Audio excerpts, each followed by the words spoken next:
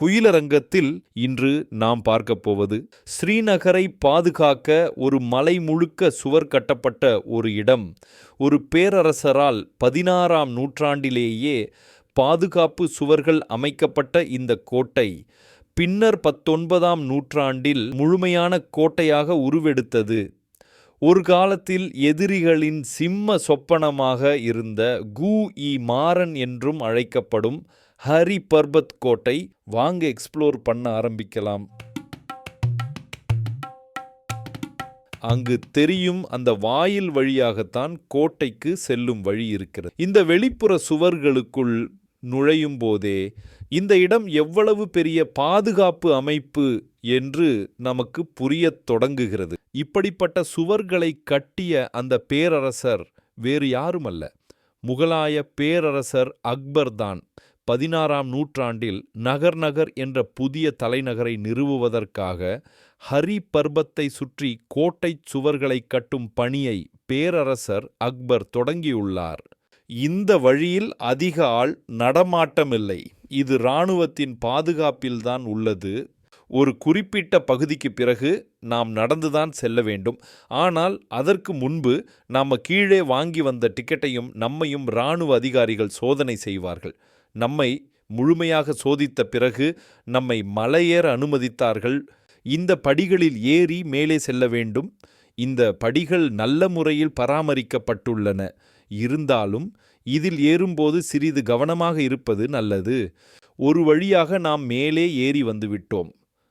கடல் மட்டத்திலிருந்து சுமார் 1780 மீட்டர் உயரத்தில் அமைந்துள்ள இந்த கோட்டை ஸ்ரீநகர் மற்றும் அதை சுற்றியுள்ள பள்ளத்தாக்கின் ஒரு அற்புதமான காட்சியை வழங்குகிறது. இதனால்தான் இங்கிருந்து கண்காணிப்பது அந்த காலத்தில் எளிதாகியது. அங்கு மேலே தெரிவதுதான் ஹரிபர்பத் கோட்டையின் முக்கிய நுழைவுவாயில். அந்த வழியாகத்தான் உள்ளே செல்ல வேண்டும். இன்று நாம் நிற்கும் இந்த நுழைவு வாயிலில் ஒரு காலத்தில் எதிரிகளின் படை நின்றிருந்தால் அவர்களை எளிதாக தாக்குவதற்கு இந்த சுற்றுப்புற கண்காணிப்பு கோபுரங்கள் எவ்வளவு உதவியாக இருந்திருக்கும் என்பதை நம்மால் உணர முடிகிறது. இந்த வழியாக உள்ளே வந்தவுடன் இங்கு நமக்கு 2 பாதைகள் தெரிகிறது.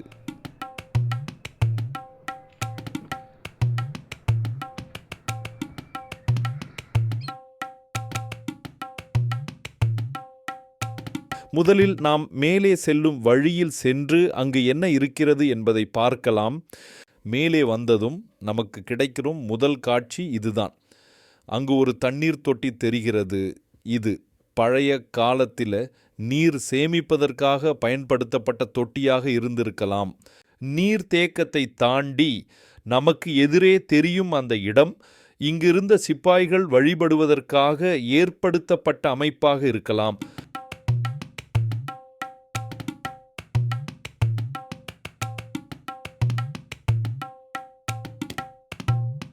நாம் இப்போது நடக்கும் இந்த கல்கோட்டை 1808ஆம் ஆண்டு ஆப்கானிஸ்தான் ஆளுநர் ஆட்டா முகமது கானால் கட்டப்பட்டது. ஒரு காலத்தில் இங்கிருந்து கண்காணிப்பதற்காகவே ஒரு குழு நின்றிருக்கும் என்று நினைக்கும் போது இதை திட்டமிட்டு கட்டிய அரசர்களின் தொலைநோக்கு பார்வை நம்மை வியக்க வைக்கிறது. நாம் இப்போது இந்த கோட்டையின் உயரமான பகுதியில்தான் நின்று கொண்டிருக்கிறோம். இங்கு நம் இந்திய நாட்டின் தேசிய கொடி ஏற்றப்பட்டுள்ளது. இவ்வளவு உயரத்தில் நம் கொடி பறப்பதை பார்க்கும் போது உடல் சிலிர்க்கிறது. இங்கு 4 புறங்களிலும் கண்காணிப்பு கோபுரங்கள் அமைக்கப்பட்டுள்ளன. இந்த கோட்டையின் பலம் அதன் உயரம் மட்டும் இல்லை, சுற்றுப்புறத்தை முழுவதுமாக கட்டுப்படுத்தும் இந்த கண்காணிப்பு அமைப்புகள்தான். இன்னொரு பக்கம் இருக்கும் கண்காணிப்பு கோபுரத்தின் மேல் இருந்து நமக்கு கிடைக்கும் காட்சி இதுதான். தற்போது பனிக்காலம் என்பதால் மூடுபனியின் காரணமாக முழு காட்சி தெளிவாக கிடைக்கவில்லை. இருந்தாலும் இது ஒரு அழகான காட்சி என்பதில் எந்த சந்தேகமும் இல்லை.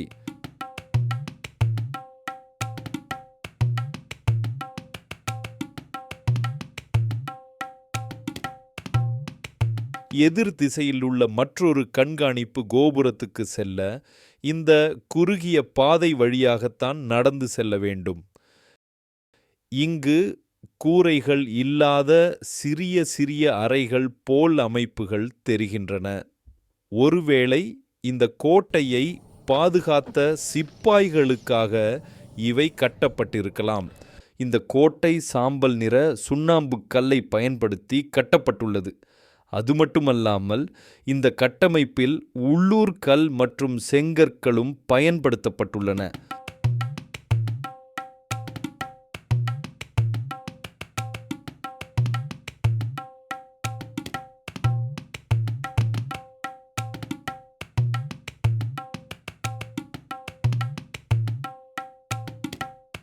இங்கிருந்து பார்க்கும் போது பல கழுகுகள் வானில் பறப்பதை பார்க்க முடிகிறது. நாம் உயரத்தில் நிற்பதால் அந்த கழுகுகள் நம்மை நெருங்கி பறப்பது போல தோன்றுகிறது. இந்த கோட்டை எதிரிகள் நகரத்தை நெருங்குவதை முன்கூட்டியே அறிய உருவாக்கப்பட்டவை. அதனால்தான் இந்த கோட்டைக்குள் பெரிய அரண்மனைகள் இல்லை என்று கருதப்படுகிறது. இந்த இடத்தை சுற்றி நடக்கும்போது இது ஒரே ஒரு காலத்தை மட்டும் சேர்ந்தது இல்லை என்பதை நம்மால் புரிந்து கொள்ள முடிகிறது. முகலாயர்களுக்கு பிறகு இந்த கோட்டை ஆப்கானிஸ்தான் ஆட்சி, சிக் ஆட்சி, பின்னர் டோக்ரா ஆட்சி என பல ஆட்சிகளை கண்டுள்ளது. ஒவ்வொரு ஆட்சியிலும் இந்த சுவர்கள் பாதுகாப்புக்காக சிறிது சிறிதாக மாற்றப்பட்டுள்ளன. இந்த சுவர்கள் சுமார் 5 கிலோமீட்டர் நீளத்தில் முழு மலையையும் சுற்றி கட்டப்பட்டுள்ளதாக சொல்லப்படுகிறது. திரும்ப கீழே இறங்கும்போது இங்கு ஒரு இடத்தில் சிறிய தண்ணீர் தொட்டி தெரிகிறது. இது குளிப்பதற்காகவா இல்லை குடிநீருக்காகவா என்று சரியாக தெரியவில்லை. கோட்டையை பார்த்து முடித்துவிட்டு கீழே இறங்கும் போது இந்த பாதையை பார்த்தவுடன் நடந்து செல்லலாம் என்று தோன்றியது. அதனால் காரை தவிர்த்து நடக்க ஆரம்பித்தோம். இந்த பாதை ஐசோலேட்டட் மாதிரி தெரிந்தாலும் இது ஒரு பாதுகாக்கப்பட்ட பகுதிதான். அட்வென்ச்சர் லவர்ஸுக்கு இந்த இடத்துல நடக்கிறது ரொம்பவே பிடிக்கும். ஸ்ரீநகருக்கு சுற்றுலா வருபவர்களுக்கு ஒரு சிறிய குறிப்பு. இந்த இடம் ஸ்ரீநகரின் பாதுகாப்பு வரலாற்றை சொல்லும் ஒரு முக்கிய அடையாளம். ஆனால் இங்கு மற்ற இடங்களைப் போல் அதிகமான சுற்றுலா பயணிகள் வருவது அரிதாகவே தெரிகிறது. இது ஒரு கோட்டை மட்டும் அல்ல, ஸ்ரீநகரின் வரலாற்றின் ஒரு பகுதி. வரலாற்றை புத்தகத்தில் படிக்கலாம், ஆனால் அதை நடந்து உணர வைக்கும் இடம் இது. இத்துடன் இந்த காட்சி முடிவடைகிறது. ஆனால் நம் பயணத்திற்கும் அனுபவத்திற்கும் முடிவே இல்லை. மீண்டும் உங்களை அடுத்த காணொளியில் சந்திக்கிறேன்.